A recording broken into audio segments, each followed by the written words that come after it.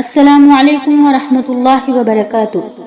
امید کرتے ہیں کہ آپ سب خیر و عافیت سے ہوں گے۔ اللہ تعالیٰ آپ سب کو اپنے حفظ و امان میں رکھے، آمین۔ آج کی اس ویڈیو میں ہم آپ کو بتائیں گے کہ جہنم کے 7 دروازے ہیں۔ ایک مرتبہ حضرت جبرائیل امین علیہ السلام رسول اللہ صلی اللہ علیہ وسلم کی خدمت میں حاضر ہوئے۔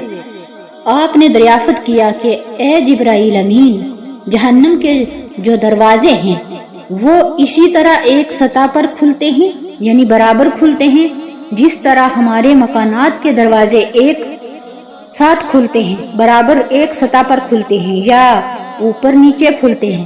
تو حضرت جبرائیل امین علیہ السلام نے جواب دیا کہ دوزخ کے دروازے اوپر نیچے کھلتے ہیں اور جہنم 7 منزلہ ہے، اور ہر 2 منزلہ کے درمیان 7000 سال کی مسافت ہے۔ ہر نچلی منزل بنسبت اوپر والی منزل کے زیادہ سخت گرم ہے۔ اسی طرح سب سے زیادہ ہولناک عذاب 7ویں منزل میں ہے۔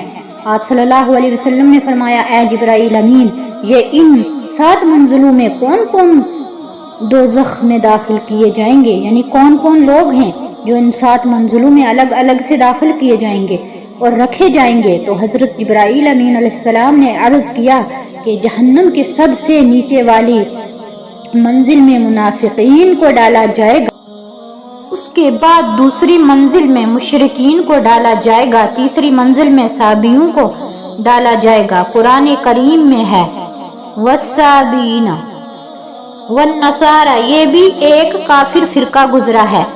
غرض یہ ہے کہ اس میں صابی ڈالے جائیں گے۔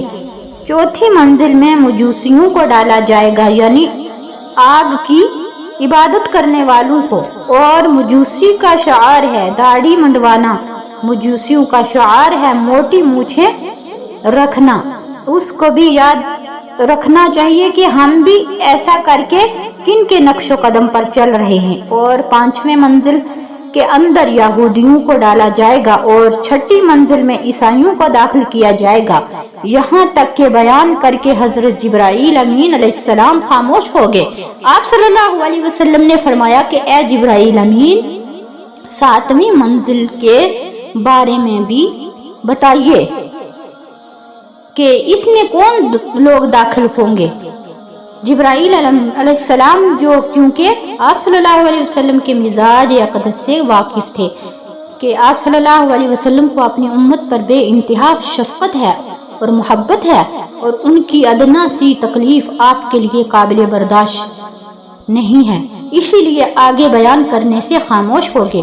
دوبارہ آپ صلی اللہ علیہ وسلم نے پوچھا، اے جبرائیل امین، 7ویں منزل کے رہنے والوں کے بارے میں کچھ نہیں بتایا؟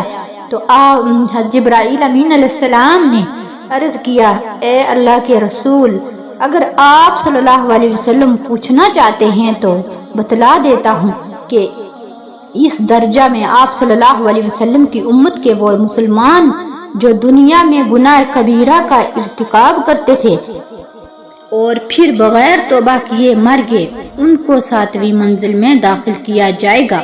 آپ صلی اللہ علیہ وسلم سنتے ہی بے ہوش ہو گئے۔ جب آپ صلی اللہ علیہ وسلم ہوش میں آئے تو فرمایا کہ اے جبرائیل امین، تم نے میری مصیبت بڑھا دی اور میرے غم کو زیادہ کر دیا۔ کیا واقعہ میری امت کے گناہ کبیرہ کرنے والے اس میں داخل کیے جائیں گے؟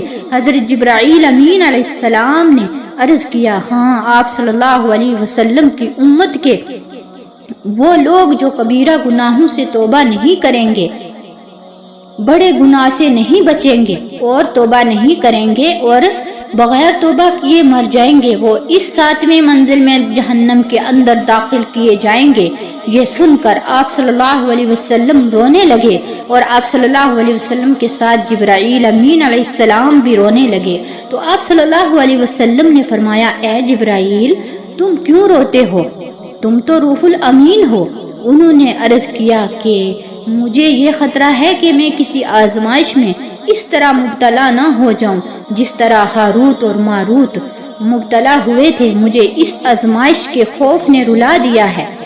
پھر اللہ پاک نے وحی بھیجی، اے جبرائیل اور اے محمد صلی اللہ علیہ وسلم، میں نے تم کو جہنم سے دور کر دیا ہے، لیکن پھر بھی بے خوف نہ رہنا۔